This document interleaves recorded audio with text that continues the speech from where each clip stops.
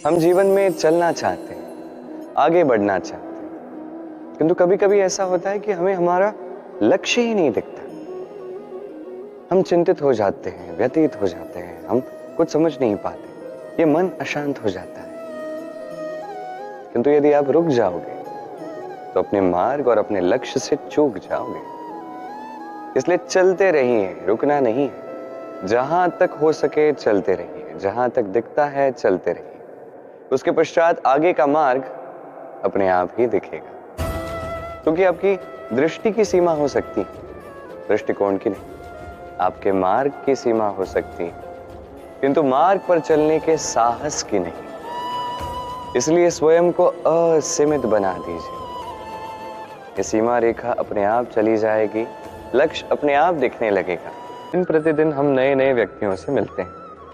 कुछ व्यक्ति ऐसे होते हैं, प्रथम बार भेंट करने के पश्चात हमें लगता है कि ये तो बड़ा ही क्रोधी व्यक्ति लगता है, बड़ा ही अहंकारी लगता है, उद्दंड लगता है। अधिकतर लोग प्रथम भेंट के पश्चात उनसे दूरी बनाकर रखते हैं, किंतु जो समझदार व्यक्ति है वो सोचता है कि ये व्यक्ति ऐसा क्यों है। क्या सुरक्षा हेतु इस व्यक्ति ने स्वयं को ऐसा बनाया है ताकि कोई व्यक्ति आके इसका समय व्यर्थ ना करे, इसकी भावनाओं के साथ खिलवाड़ ना करे, छल ना करे, या अतीत में ऐसी कोई घटना हुई है जिस कारण से आज ये व्यक्ति कुछ इस प्रकार बन गया है। ऐसा ही व्यक्ति उस व्यक्ति के मन तक पहुंच पाता है और वहां से सद्गुणों को निखार कर बाहर लाता है। ऐसा ही व्यक्ति बनी है। तो जिस प्रकार समझदार बनी है, तो सामने वाले व्यक्ति के दुर्गुणों के पार जाकर उसके हृदय के भीतर से उसके सद्गुण निकालता है और उस व्यक्ति को दिखाता है। आप स्वयं को समझेंगे नहीं, पूर्ण रूप से स्वयं का आकलन करेंगे नहीं, अपने दुर्गुण, अपने दोष आप स्वयं समझेंगे नहीं, तो ये कैसे समझेंगे कि स्वयं को सुधारना कैसे है। आपको स्वयं के सत्य को स्वीकारना होगा, तत्पश्चात ही आप स्वयं को सुधार सकते हैं। तो स्वप्न में नहीं, सत्यता में जी। हमारे हाथ को देखिए, इस हाथ पर 5 उंगलियां हैं, पांचों भिन्न भिन्न है, एक समान क्यों नहीं? कारण यह है कि सभी का अपना अपना उपयोग है, अपना अपना महत्व है।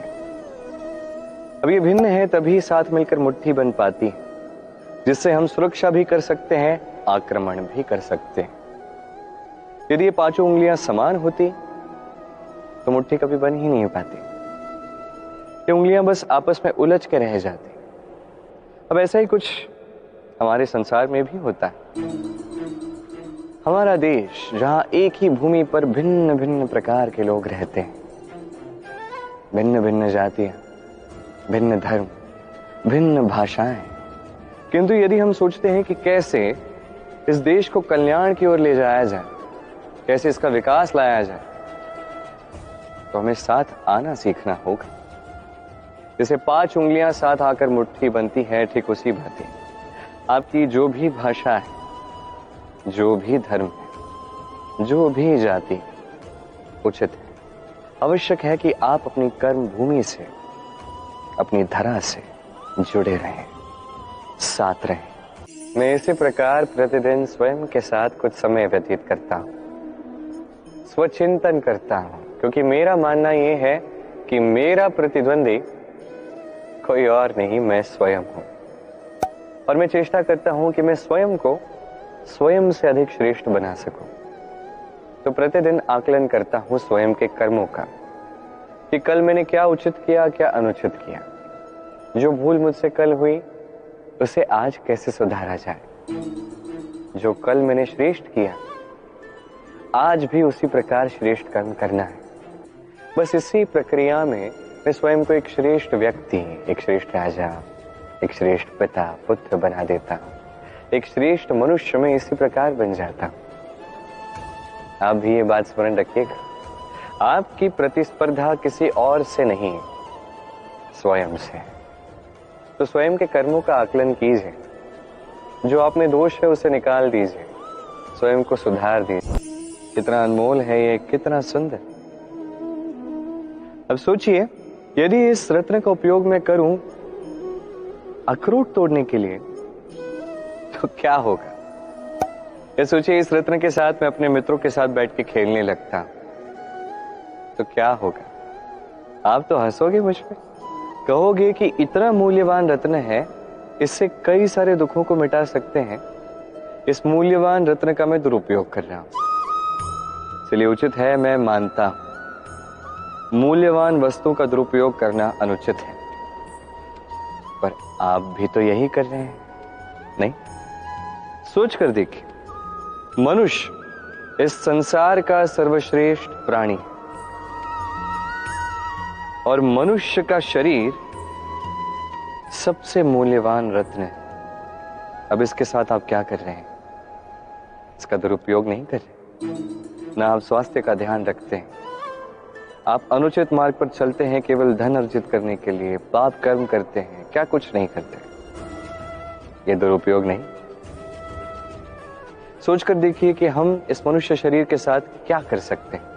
यदि इसका सदुपयोग हम करें तो अथाह पुण्य अर्जित कर सकते हैं, जिससे ना केवल स्वयं को अपितु हमारे आसपास सभी को हम संतोष प्रदान कर सकते हैं। संकल्प लीजिए कि इस मनुष्य शरीर का मैं सदुपयोग करूंगा, पुण्य के मार्ग पर चलूंगा, सबके हित के लिए, प्रसन्नता के लिए ये कर्म कीजिए, इस मार्ग पे चलिए।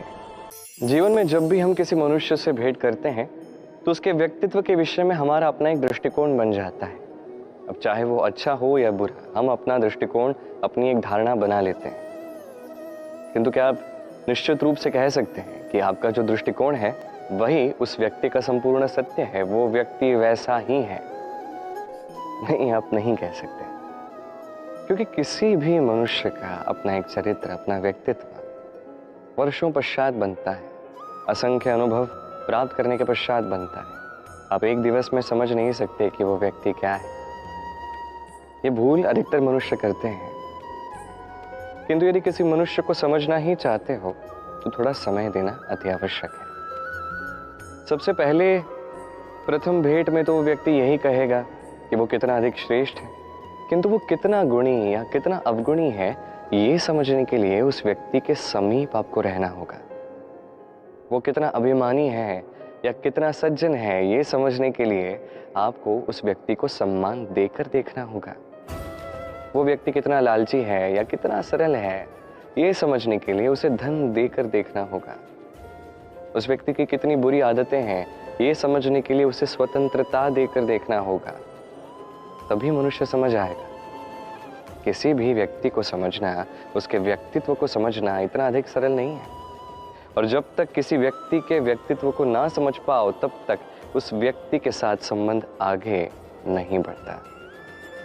आइए मेरे साथ प्रेम से कहिए, राधे राधे।